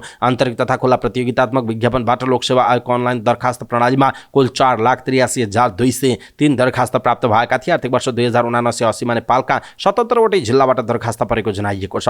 लोकसेवा आयोगका अनुसार सबैभन्दा अधिक दरखास्त पर्ने 5 जिल्लाहरूमा क्रमशः सर्लाही, बारा, रौतहट, महोत्तरी र धनुषा रहेका छन्। यी 5 जिल्लाबाट कुल 81,403 अर्थात् 17% दरखास्त परेको आयोगकी प्रवक्ता हुमागाईले जानकारी दिनुभयो। मनाङ, मुस्ताङ, रसुवा, म्याग्दी र डोल्पाबाट सबैभन्दा न्यून दरखास्त गरेको जनाइएको छ। यी जिल्लाबाट कुल 3073 अर्थात् 0.63% मात्र दरखास्त परेको जनाइएको छ।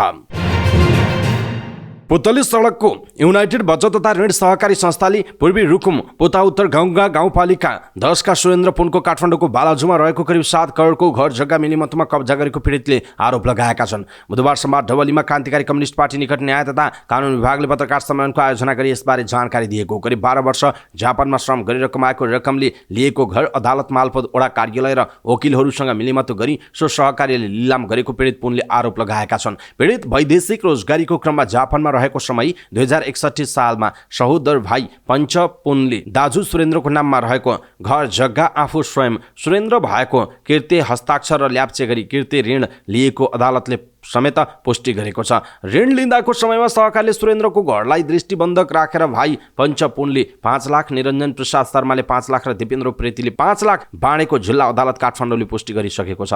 2063 सालमा सुरेन्द्र जापानबाट फर्किएपछि आफ्नो घर जग्गा कृत्य जालसाजी गरेर सहकारीमा रहेको थाहा पाएपछि सहकारीमा सोधखोज गर्दा तत्काल ऋणको दोब्बर बढी 32 लाख तिर्न भनी घरमा पत्र पठाएको पीडितले बताएका छन्। सहकारी समक्ष आफूले ऋण नलिएको बरु भाइले कृत्य गरेको भन्दा नमानेपछि न्यायका लागि लागि काठमाडौँ जिल्ला अदालतमा मुद्दा लडेको उहाँले बताउनु भएको छ। करिब 7 वर्षपछि अदालतमा ल्याप्चे तथा हस्ताक्षरकृति पुष्टि भएपछि पीडितको पक्षमा फैसला भए पनि सहकारी पुनः त्यस विरुद्ध उच्च अदालत गएपछि मिलिमतोमा मुद्दा उल्टाएको आरोप पीडितको रहेको छ। त्यसपछि पीडित न्यायका निम्ति सर्वोच्च अदालत गएका थिए। सर्वोच्चले कृत्य तथा ठगी नभएको बरु लेनदेन मार्फत मिलापत्र गर्नु भनी पुनः जिल्ला अदालत फर्काएको पीडितले बताएका छन्। यसअघि 18 वर्षदेखि अदालतमा मुद्दा चलिरहँदा गत भदौमा सहकारीले कानुनी मर्यादालाई तोड्दै घर जग्गा लिलाम गरी आफूलाई सडकमा पुर्याएको पीडितको भनाइरहेको छ। कतै न्याय नपाएपछि बाध्य भई आम रूपमा न्याय माग्न र पीडा सार्वजनिक गर्न विवश भएको सुरेन्द्रको भनाइरहेको छ। पत्रकार सम्मेलनमा क्रान्तिकारी कम्युनिस्ट पार्टीको न्याय तथा कानुन विभागका प्रमुख कृष्ण धमला गम्भीरले सुरेन्द्रले पाएको अन्याय र अत्याचारले आफ्नो पार्टीलाई गम्भीर बनाएपछि पत्रकार सम्मेलन मार्फत सार्वजनिक गरेको बताउनुभयो। पार्टी स्थायी कमिटी सदस्य समेत रहनुभएका धमलाले कानुनी राज्य बनिएको देशमा न्यायालय समेतको मिलिमतोले आफूलाई दुखी तुल्याएको बताउँदै उहाँले भन्नुभयो, अदालत, मालपोत, वकिल, सहकारी सबै मिलेर पीडितलाई आत्मदाहसम्म गर्न बाध्य बनाउने होला हाम्रो पार्टीले छोड्दैन उहाँको भनाइ छ। सो पार्टीका नेता जुनतारा मगरले विदेशबाट खुन पसिना बगाएर कमाएको परिश्रमबाट आर्जिएको सम्पत्ति गलत बाटोबाट हडपेकोले पीडितलाई न्याय दिने प्रतिबद्धता जाहेर गर्नुभएको छ। हाकाहाकी सोझा साझा सुरेन्द्र जस्ता हजारौं जनताको जग्गा जमिनलाई लिलाम गर्ने विरुद्ध पार्टी खरो उत्रने बताउँदै उहाँले भन्नुभयो, कानुन तथा न्यायको गला फेर्दै कथित युनाइटेड सहकारी, मालपोत, वकिल र वडा कार्यालयका मान्छेहरूलाई सडकमा पछार्ने दिन टाढा छैन भनिएको छ। अभियन्ता पुण्य गौतमले सुरेन्द्र एक प्रतिनिधि पीडित मात्रै रहेको र यस्ता हजारौं जनताले माफियाहरूको चङ्गुलमा पर्ने हुँदा न्यायका लागि सबै एकजुट हुनुपर्ने धारणा व्यक्त गर्नुभएको छ। गौतमले सुरेन्द्रको न्यायका निम्ति युनाइटेड सहकारीदेखि मालपोतसम्म घेर्न तयार रहने प्रतिबद्धता जाहेर व्यक्त गर्नुभयो। शेयर बजारको ओह्रालो यात्रा बुधबार पनि जारी रहेको छ। 5.83 अङ्कले निफ्टी परिसूचक घटेर 1858 अङ्कमा झरेको छ। कारोबार रकम पनि मंगलबारको तुलनामा बुधबार बढेको छ। मंगलबार 57 करोड 14 लाख रुपैयाँ बराबरको धितोपत्र कारोबार भएकोमा बुधबार 81 करोड 20 लाख रुपैयाँ बराबरको भएको छ। 68 कम्पनीको मूल्य बढ्दा 162 को घट्यो भने 8 को स्थिर रहेको छ। सबै जसो उपसमूहका सूचक घटेका छन्। बैंकिङ 0.24, विकास बैंक 13.80, फाइनान्स 6, होटल तथा पर्यटन 47, जलविद्युत 9, जीवन बीमा 38, उत्पादन 48, माइक्रो फाइनान्स 24, निर्जीवन बीमा 35 र अन्य 3 अनि व्यापार उपसमूह 14 अङ्क घटेको छ। सयपत्री हाइड्रो पावरको मूल्य 9.3% बढेको छ। हिमालयन लघुवित्तको 8.5, रावा इनर्जीको 7.5 र घलेम्दी हाइड्रोको 3.7% मूल्य बढेको छ। धेरै मूल्य घट्नेमा सोनापुर सिमेन्ट नै रहेको छ। अघिल्लो दिनसम्म 10% मूल्य घटेको यस कम्पनीको बुधबार भने 7.99% घटेर 234 रुपियाँ 80 पैसा कायम भएको छ। सिवाइसी लघुवित्तको 5.5 तथा श्वेतगङ्गा हाइड्रोको 4% मूल्य घटेको छ। कारोबार रकमका आधारमा सोनापुर सिमेन्ट, आशा लघुवित्त संस्थापक, हाथवे इन्भेस्टमेन्ट, सिटिजन लाइफ र हिमालय डिस्टिलरी क्रमशः अगाडि रहेको जनाइएको छ। नेपाल राष्ट्र बैंकले तिहारका लागि लक्षित गर्दै सुनको असर्फी र चाँदीको मेडालियन सिक्का बिक्री गर्ने भएको छ। राष्ट्र बैंक मुद्रा व्यवस्थापन विभाग अन्तर्गतको टक्सार महाशाखाले 19 कार्तिकदेखि 24 कार्तिकसम्म सुनका असर्फी र चाँदीको सिक्का बिक्री गर्ने जनाएको छ। तिहारमा सुनको असर्फी र चाँदीको मेडालियन सिक्का अभाव नहुने गरी मौजदात रहेको राष्ट्र बैंक टक्सार महाशाखाका प्रमुख थानेश्वर आचार्यले बताउनुभयो। राष्ट्र बैंकले 10 ग्राम, 5 ग्राम र 2.5 ग्रामको सुनको असर्फी बिक्री गर्ने भएको छ। सुनको असर्फीको मूल्य हरेक दिन बिहान 11 बजे प्रकाशित हुने जनाइएको छ। यस्तै चाँदीको मेडालियन सिक्का पनि 125 ग्राम र 10 ग्राम रहेको राष्ट्र बैंकले जनाएको छ। 25 ग्रामको सिक्कामा गाईको चित्र अंकित रहेको छ। यस्तै 10 ग्रामको सिक्कामा पनि गाई, लक्ष्मी, गणेश र गजलक्ष्मी अंकित रहेको टक्सार विभाग प्रमुख आचार्यले बताउनुभयो। 25 ग्रामको चाँदीको सिक्काको मूल्य 4000 र 10 ग्रामको सिक्काको 1600 रुपैयाँ मूल्य तोकिएको उहाँले बताउनुभयो। 19 देखि 24 कार्तिकसम्म बिहान 11 देखि दिउँसो 3 बजेसम्म उक्त सिक्का खरिद गर्न सकिने राष्ट्र बैंकले जनाएको छ। ल्याटिन अमेरिकी देश बोलिभियाले इजरायलसँगको कूटनीतिक सम्बन्ध तोडेको घोषणा गरेको छ। गाजामा हजारौं सर्वसाधारणको हत्या गरेर मानवीय हरकत गरेको भन्दै बोलिभियाले इजरायलसँगको कूटनीतिक सम्बन्ध तोडेको घोषणा गरेको हो। बोलिभियाका उपरक्षा मन्त्री फेड्री मामालीले पत्रकार सम्मेलनमा इजरायलसँगको सम्बन्ध तोडेको घोषणा गर्दै गाजापट्टीमा इजरायलको आक्रमण र अत्याधिक सैन्य आक्रमणको निन्दा गर्नुभएको बीबीसीले जनाएको छ। त्यस्तै बोलिभियाले गाजामा आफ्नो देशले मानवीय सहायता पठाउने पनि जनाएको छ। तर इजरायलले पनि बोलिभियाको निर्णयको कडा निन्दा गर्दै यसलाई आतंकवाद समक्ष आत्मसमर्पण भनेको छ। इजरायली विदेश मन्त्रालयका प्रवक्ता ली ओर हयातले कूटनीतिक सम्बन्ध तोड्ने र बोलिभियाली सरकारको निर्णय आतंकवाद समक्ष आत्मसमर्पण भनेको जनाइएको छ। इजरायली विदेश मन्त्रालयका प्रवक्ता लिओर हयातले कूटनीतिक सम्बन्ध तोड्ने बोलिभियाली सरकारको निर्णय आतंकवाद र इरानको आयतुल्लाह शासन विरुद्ध आत्मसमर्पण भएको आरोप लगाउनु भएको छ। यसअघि दक्षिण अमेरिकी देश कोलम्बिया र चिलीले इजरायलबाट आफ्नो राजदूत फिर्ता बोलाउने निर्णय गरेको जनाइएको छ। Royal Nepal golf club RNGC र रुसलानको संयुक्त आयोजनामा 107 रुसलान एमेचर गल्फ प्रतियोगिता हुने भएको छ। RNGC ले आफ्नो स्थापनाको 107औं वर्ष र रुसलानले आफ्नो स्थापनाको 50औं वार्षिकोत्सवका अवसरमा RNGC मा 2 दिने प्रतियोगिता आयोजना गर्न लागेको बताइएको छ। उक्त प्रतियोगिता आगामी कार्तिक 17 र 18 गते हुनेछ। प्रतियोगिता स्टेबल 3x4 ह्यान्डिक्याप फर्म्याटमा कुल 18 होलमा प्रतिस्पर्धा हुने जनाइएको छ। क्लबका सदस्यसँगै प्रायोजकका प्रतिनिधिले मात्र प्रतियोगितामा प्रतिस्पर्धा गर्न पाउनेछन्। प्रतियोगितामा 130 गल्फरले प्रतिस्पर्धा गर्ने रोयल नेपाल गल्फ क्लबका प्रतियोगितामा 130 गल्फरले प्रतिस्पर्धा गर्ने रोयल नेपाल गल्फ क्लबका कप्तान मिथुन राईले जानकारी दिनुभयो। 12 फरक विधाका विजेतालाई पुरस्कृत गरिनेछ। प्रायोजक जलवायु ग्रुप अफ इन्डस्ट्रिज JGI का निर्देशक श्रीहर राणाले प्रतियोगितामा विशेष पुरस्कार स्वरूप बैंकको 2 टिकट राखिएको जानकारी दिनुभयो। कार्यक्रममा क्लब कप्तान मिथुन राई र सचिव किशन अग्रवाल लगायतको उपस्थिति रहेको थियो। समाचार पार्टी न्यूज बुलेटिनमा पालो भएको छ समाचार पार्टी हेल्थ टिप्स। आजको समाचार पार्टी हेल्थ टिप्समा हामीले कानमा केही अड्कियो तर निकालिएन भने के हुन्छ भन्ने विषयवस्तुमा डाक्टर ओम प्रकाश यादवले दिएको हेल्थ टिप्स यहाँहरूमाझ प्रस्तुत गर्दैछौँ। हामीलाई अन्तिमसम्म हेर्नुहोला। सबै नेपालीहरूमाझ पुर्याउनका लागि हेल्थ टिप्स आफ्नो फेसबुक ट्विटर लगायतका सामाजिक सञ्जालमा सेयर गर्न नबिर्सिनुहोला। कयौँपटक खेल्दा सुत्दा अनि कतिपय समयमा कानमा किरा वा फोहोर पस्न सक्छ। विशेष गरी बालबालिकामा यस्तो समस्या देखिन सक्छ जसले कानमा सहन नसक्ने पीडा हुन सक्छ। लामो समयसम्म कानमा पसेको वस्तुले पीडा मात्र नभई कानमा असर समेत गर्न सक्छ। यस्तोमा कानमा केही पसे के गर्ने, कसरी निकाल्ने? कानभित्र कपास, कपडाको टुक्रा, अन्न जस्तै मकै, चना, केराउ, चामल, फलाम र धातुको टुक्रा बच्चाको कानमा खेल्दा खेल्दै पर्न सक्छ। यस्तै वयस्क समूहको कानमा पनि लामखुट्टे, साङ्ला, कमिला पस्न सक्छ। कहिलेकाहीँ कान चिलाउँदा, कान कोट्याउन सलाइको काँटी, सिन्का, एयरबडको कपास पनि कानभित्र पस्न सक्छ। कानभित्र पसेका वस्तु सकेसम्म चिकित्सकको निगरानीमा निकाल्नुपर्छ, किनभने चिकित्सकलाई कुन वस्तु कसरी निकाल्नुपर्छ भन्ने कुराको अनुभव र अध्ययन हुन्छ। कानमा पसेको वस्तु अनुसारका विभिन्न थरीका साधनबाट निकाल्न सकिन्छ। कागजको टुक्रालाई निकाल्न चिकित्सकले फोर्सेपको प्रयोग गर्न सक्छन्। कानमा किरा पसे तेल हालेर मात्र निकालिन्छ। गेडागुडी अड्किए पानी र सुई हालेर निकालिन्छ। फलाम जस्ता धातुलाई पनि सहजै निकाल्न कठिन हुन्छ। यसलाई निकाल्न लोकल एनेस्थेसिया मार्फत सुई दिएर फोर्सेप र हुबबाट निकाल्नुपर्ने हुन्छ। कहिलेकाहीँ ठुलो वस्तु पस्दा सुई र फोर्सेपले पनि निकाल्न सकिने